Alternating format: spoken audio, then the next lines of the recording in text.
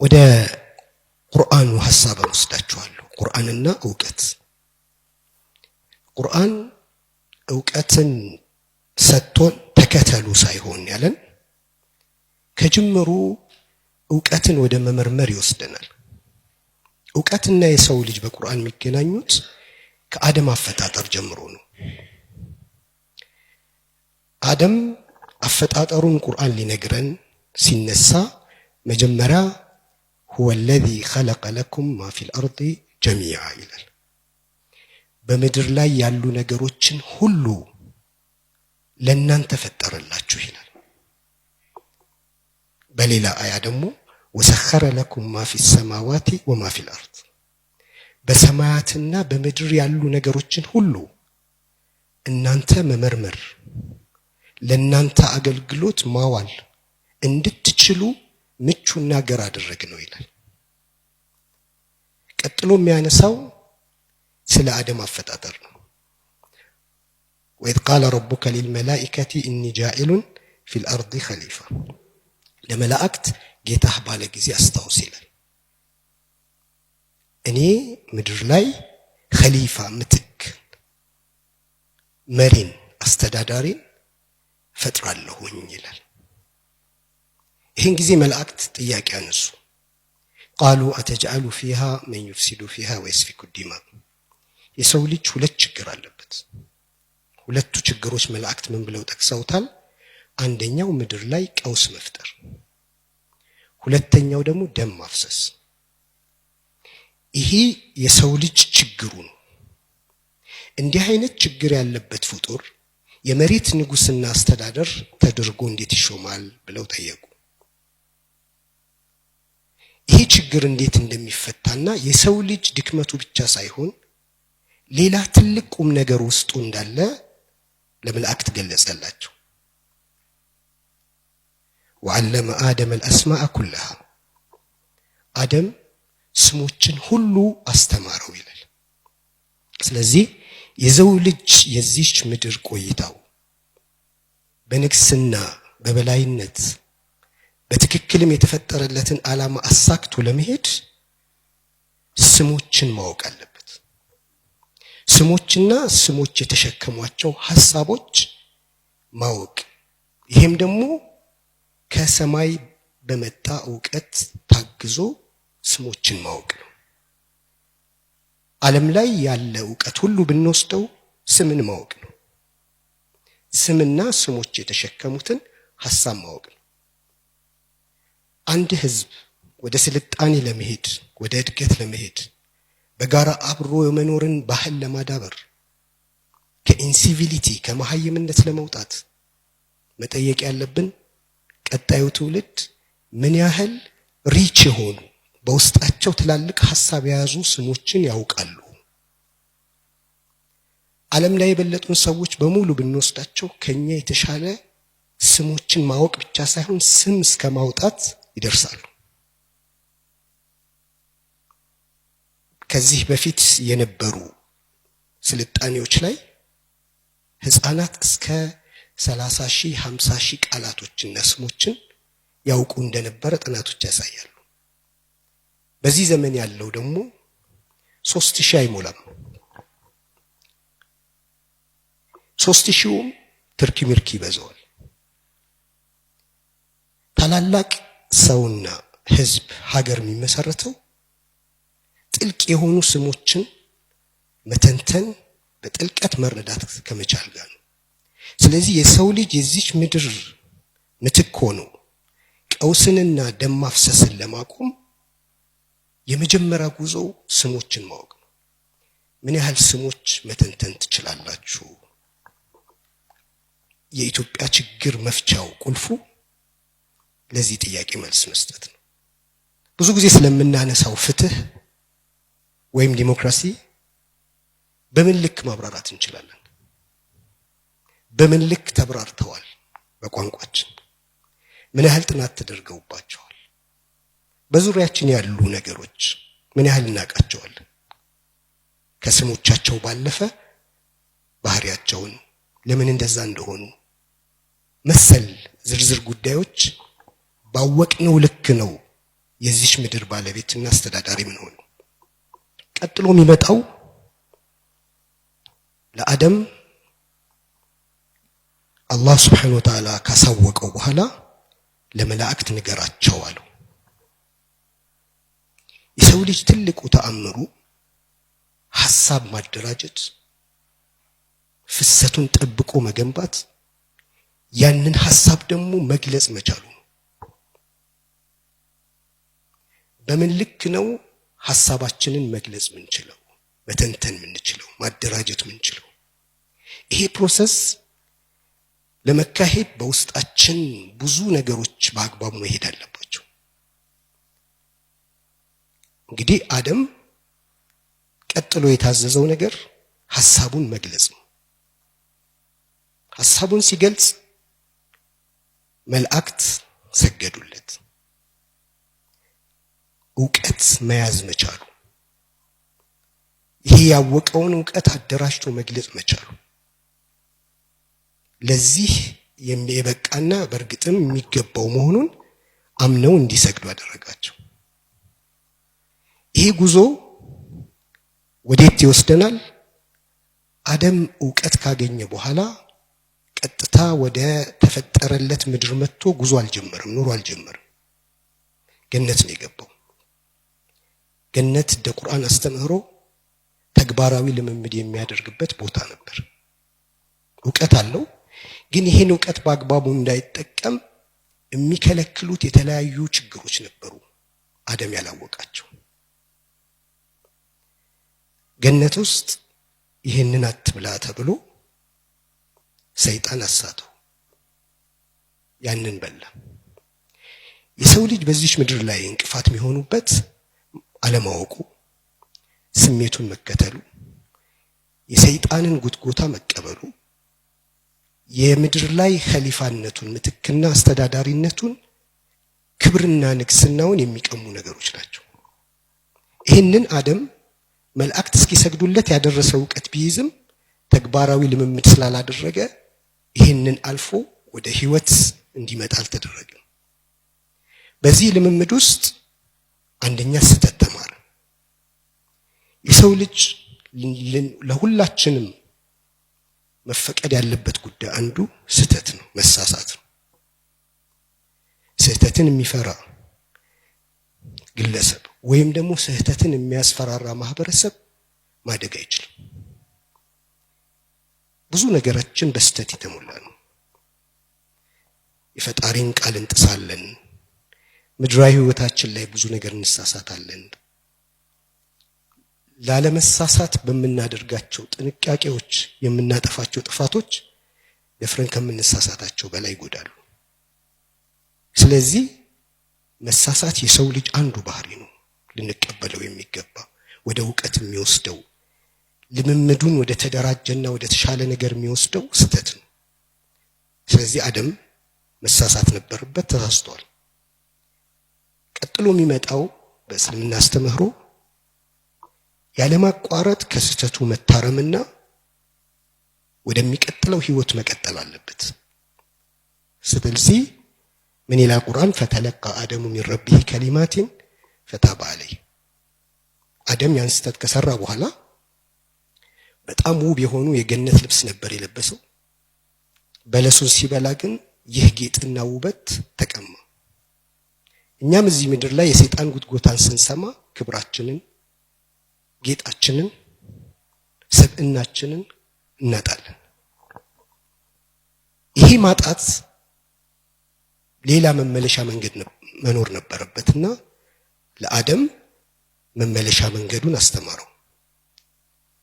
ለአላህ ይቅርታን ጠየቀ፣ አላህም ይቅርታ አደረገለት። የዚች ምድር አጠቃላይ ቆይታችን ይህንን ሰርክል ነው ይወስደው። ማንኛውም ሰው ኦነርሺፕ ስሜት ከሌለው ኢትዮጵያ የኔ ናት የሚል ስሜት፣ አፍሪካ የኔ ናት፣ አገር ዓለም የኔ ነው ብሎ ካላለ የዕውቀት መንገዱም የፈጠራ ብቃቱም በዚች ምድር ላይ የሚያበረክተውም ነገር ይህንን ነገር በቀነሰው ልክ ነው የሚሆነው። የኛ ማለት ኪሳችንና አካውንታችን ላይ ያለ ወይ ቤታችን ውስጥ ያለ ቁሳቁስ ብቻ ከሆነ በዚህ ጠባብ ሐሳብ ውስጥ ያለ ሰው ለዓለም ትልቅ አስተዋጽኦ ማበርከት አይችልም። የባለቤትነት ስሜት የሰው ልጅን ከውስጡ ትልቅ ብርሃን እንዲወጣ የሚያደርግ ነገር ነው። ሁሌም ግን ከዚህ ሐሳብ በታች እንድንሆን ብዙ የሚሰሩ ነገሮች ይኖራሉ። ስለዚህ ታላላቅ ስራዎችን ለመስራት በዓለም ጉዳይ ያገባኛል የሚል ዓለም የኔ ናት ብሎ የሚል ዓለም ልትበላሽ አይገባም ብሎ የራሱ ሀብት ሲበላሽ በሚጨነቀው ልክ የሚጨነቅ የራሱን ሀብት ለማሳደግ በሚጓጓው ልክ ዓለም ላይ አስተዋጽኦ ማበርከት የሚፈልግ የባለቤትነት ስሜት ያለው ሰው መፍጠር ይፈልጋል። ይሄ ስሜት ለብዙ ዕውቀቶች በር ይከፍታል። ስለዚህ የቅድሙን ጉዳይ ይዘን ስንዞር አንዱ ጉዳይ ስምን ማወቅ ወይም ዕውቀት ነው። ዕውቀት በእስልምና የመጀመሪያው መልእክት ነው። اقرأ باسم ربك الذي خلق ይላል። ሰው በዚህ ምድር ላይ ብዙ አይነት ዕውቀቶችን ያመርታል። የቁርአን መልእክቱ ላይ የዕውቀትን ልዩ የሚያደርገው ነገር ምንድነው? አንደኛው የምናነበው ነገር ፍጥረታትን በሙሉ ነው። በእስልምና አስተምሮ አልኪታብ አልመስጡር ወልኪታብ አልመንዱር ይሉታል። የተከፈተ መጽሐፍ፣ ዓለም በሙሉ መጽሐፍ ነው። የምንማራቸው ትምህርቶች፣ ቁስ የምንላቸው ነገሮች በሙሉ ማንበብ የሚችላቸው ሰው ነው የሚጠቀምባቸው። እዛ ውስጥ ያለውን ምስጢር የተረዳ ሰው ነው የሚጠቀምባቸው። ሳይንስ የምንለውም የዚህ ሐሳብ ቁንጽል ነገሩ ነው። ዓለምን ከማንበብ የሚመጣ ነው። ነገር ግን ይሄ ንባብ ወደ ምን ማድረስ አለበት? ወደ ፈጣሪያችን ማድረስ አለበት። የምናነበውም በሱ ስም መሆን አለበት። ከሱ ስም ውጪ የሚነበቡ ንባቦች ለጥፋት ይዳርጋሉ።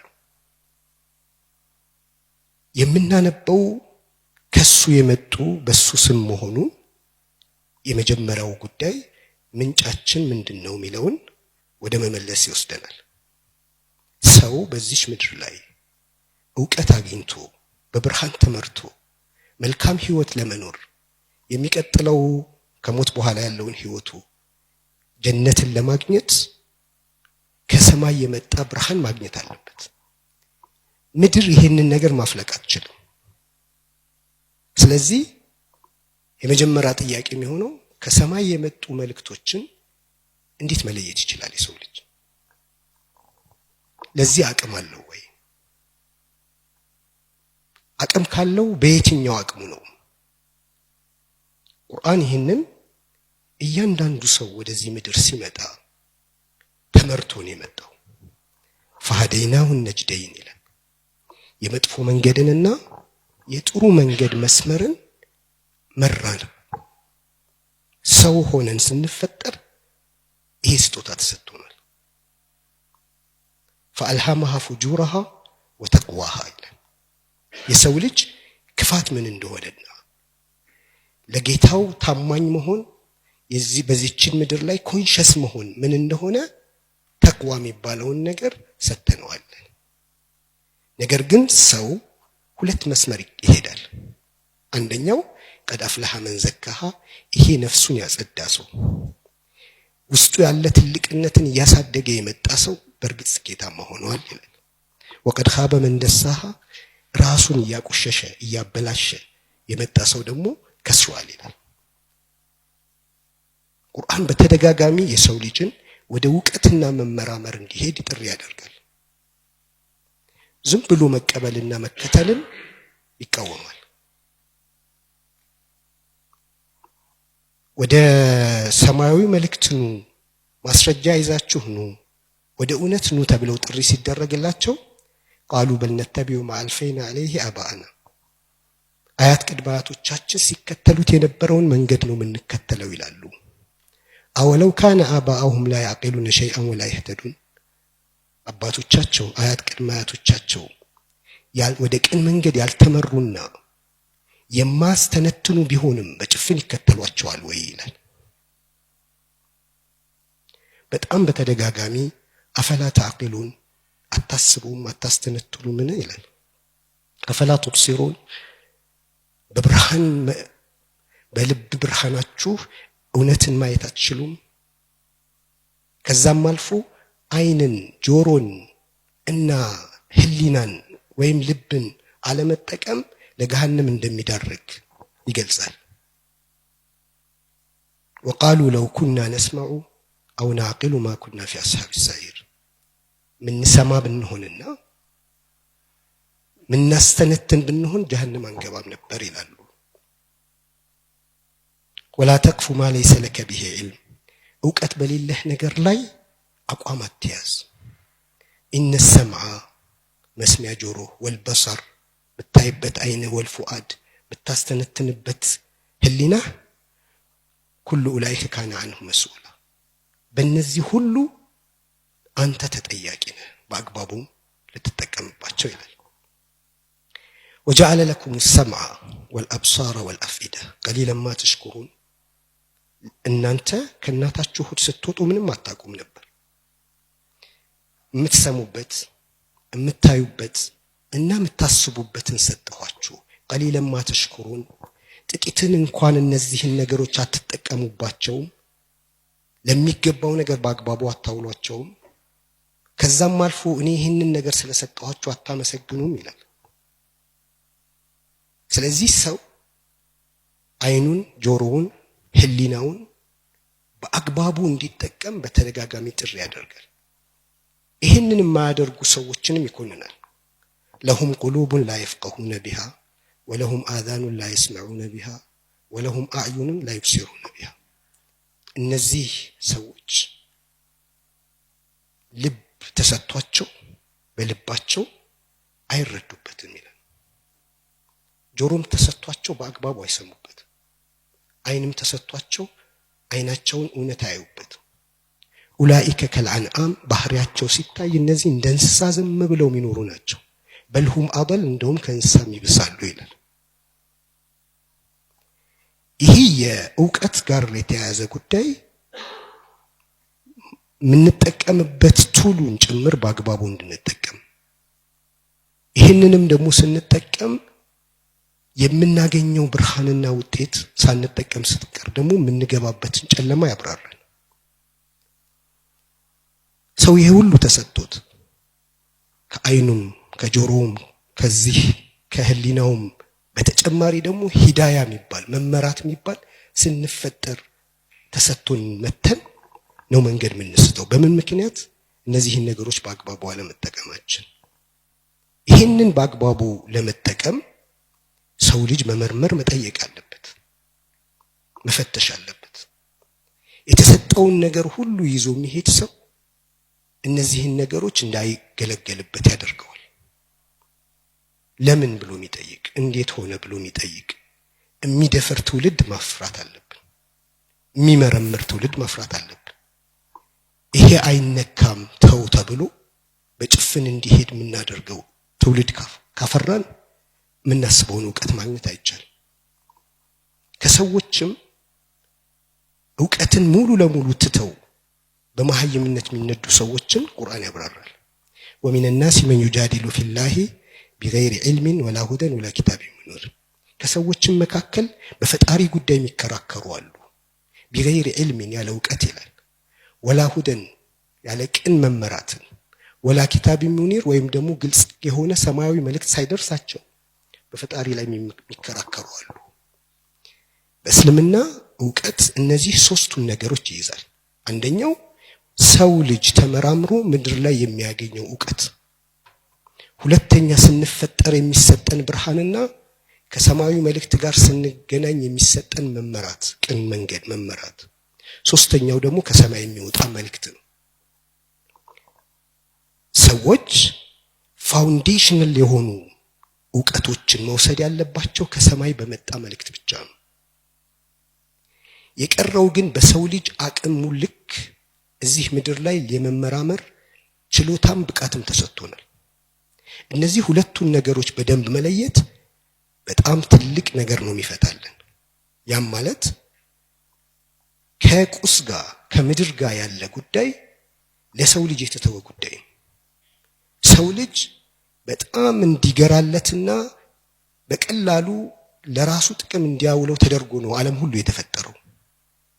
ያንን ነገር ማድረግ የምንችልበት ደግሞ ህሊና ተሰጥቶናል። ይሄ በዚህ ምድር ላይ በመናደርገው ጥረት ምን ደርስበት ነው።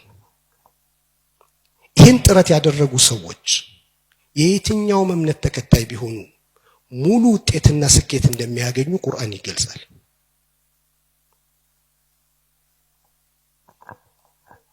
የምድር ዕውቀት ምድርን ፈልገው ምድር ላይ ሀብትንና ስልጣንን ፈልገው የተጉ ሰዎች نوفي إليهم أعمالهم وهم فيها لا يبخسون ይላል። የልፋታቸውን የጥረታቸውን ውጤት እንሰጣቸዋል አንዳችም አናጎልባቸውም ይላል። ይሄ ምድራዊ ዕውቀት የሰው ልጅ በለፋበት ልክ ጥረት ባደረገበት ልክ የሚያገኘው የየትኛው እምነት ተከታይ ቢሆን እምነት የለኝም ቢል ግን ቀጥሎ ምን ይላል? በሚቀጥለው ዓለም ላይ ግን ድርሻ የላቸውም ይላል። ይሄ ምድር ለሰው ልጅ ሁሉ እኩል በልፋታችን ውጤት ላይ እንድንደርስበት የተሰጠን ነው። ከዛ ውጪ ግን የሰው ልጅ ውስጣዊ ሰላም አግኝቶ ደስታ አግኝቶ ከእውነት ጋር ተገናኝቶ ከሰማያዊ ብርሃን ጋር ተገናኝቶ ለመኖር ሰው ልጅ የፈለገውን አክል ጥረት ቢያደርግ መድረስ አይችልም። ከሰማይ መልእክቱ ማግኘት አለበት። የሁለቱ ጥምረት ነው የዚች ዓለም ስኬት። አንደኛው የግድ ከሰማይ ማግኘት ያለብንን ዕውቀት ከምንጩ መውሰድ ነው። ሁለተኛ ደግሞ የእቺን ምድር ላይ ያለን ዕውቀት ለማግኘት በሰው ልጅ አቅም ልክ ጥረት ማድረግ ነው። የነዚህ ሁለቱ ጥምረት ነው ሰውን ሙሉ ስኬት የሚሰጠው።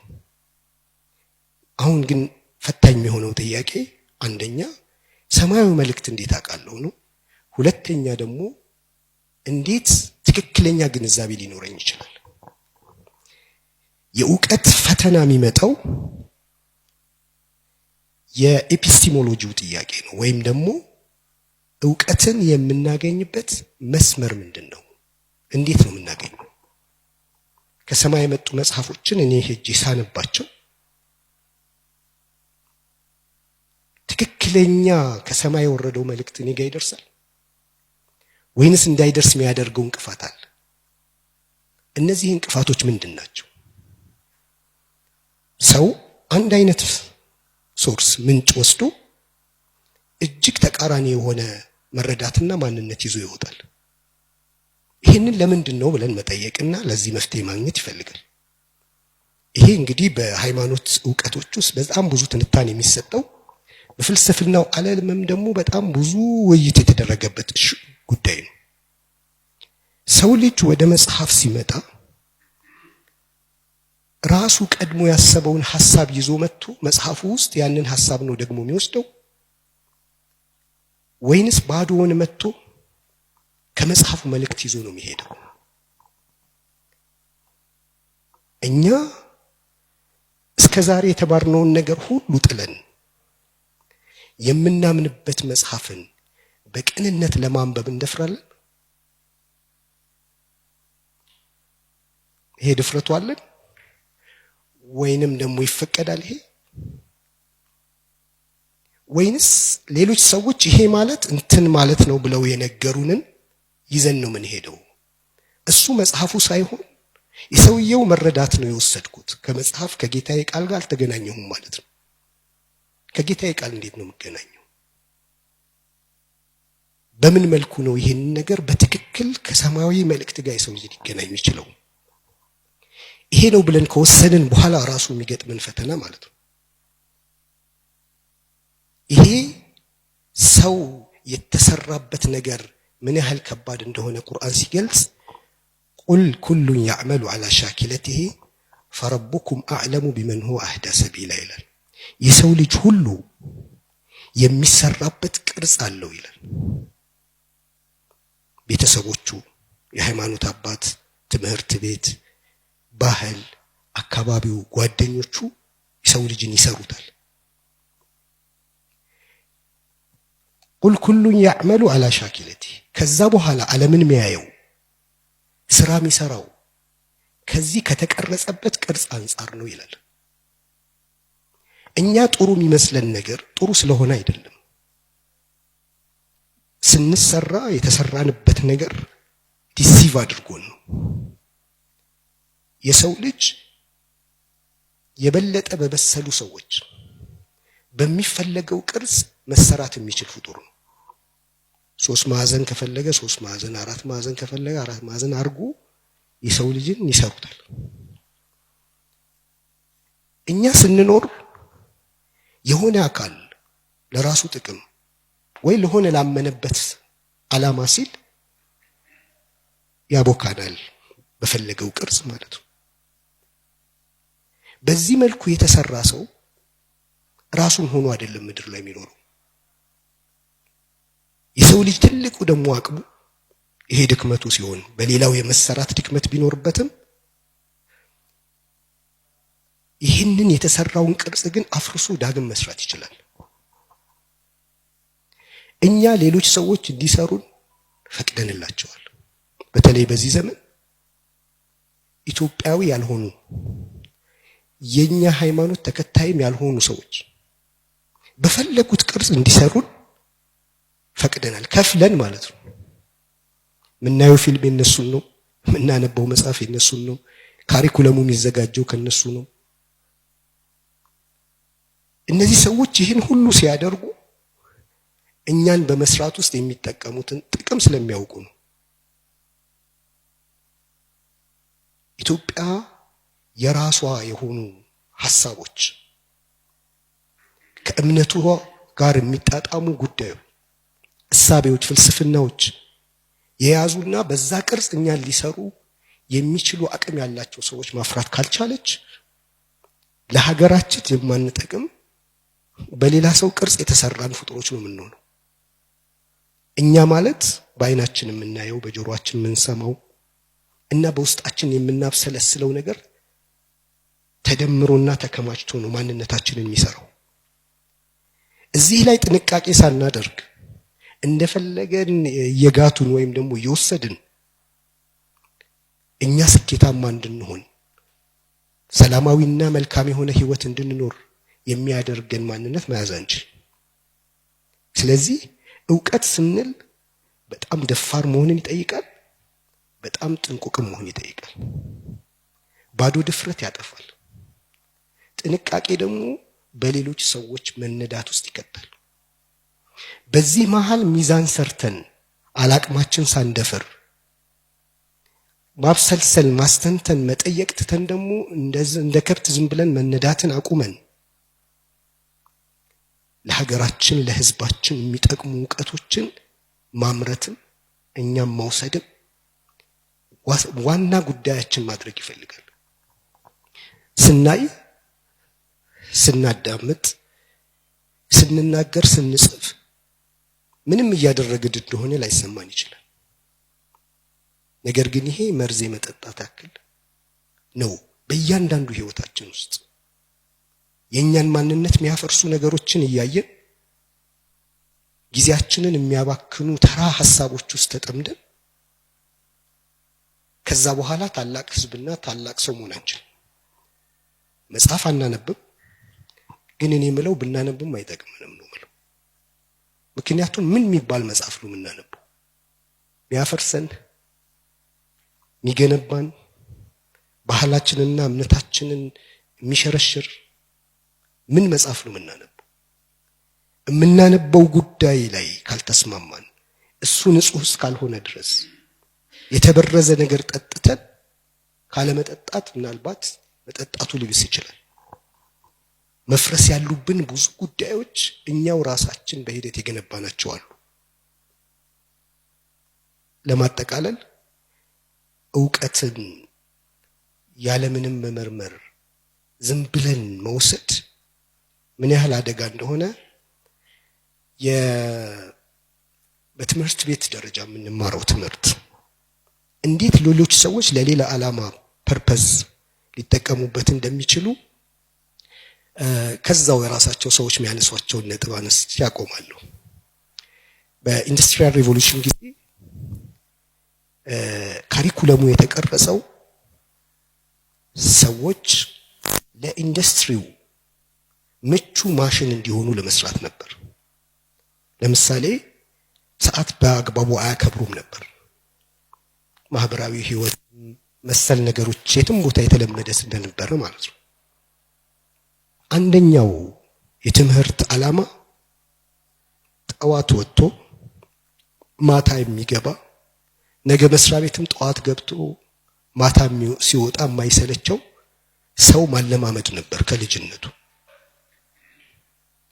ሁለተኛው ዓላማ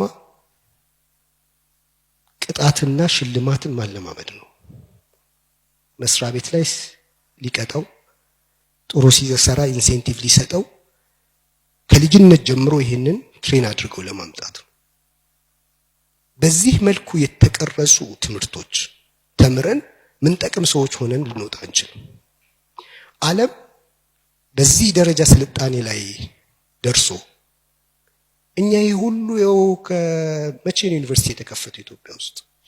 በሚሊዮን የሚቆጠር ሰው ተምሮ ለኢትዮጵያ ምንም ጠብ የሚል ነገር ይዘን መምጣት ያልቻልነው በምን ምክንያት ነው?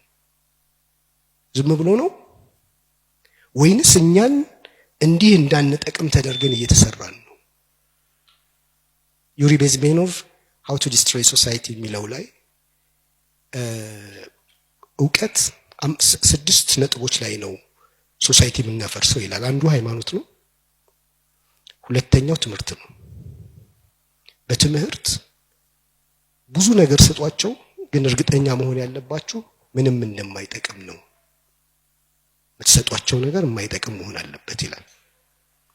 እኛ ምን እየሰጡን ነው? በዚህ ሁሉ 50 60 ዓመት 100 ዓመት ቆይታችን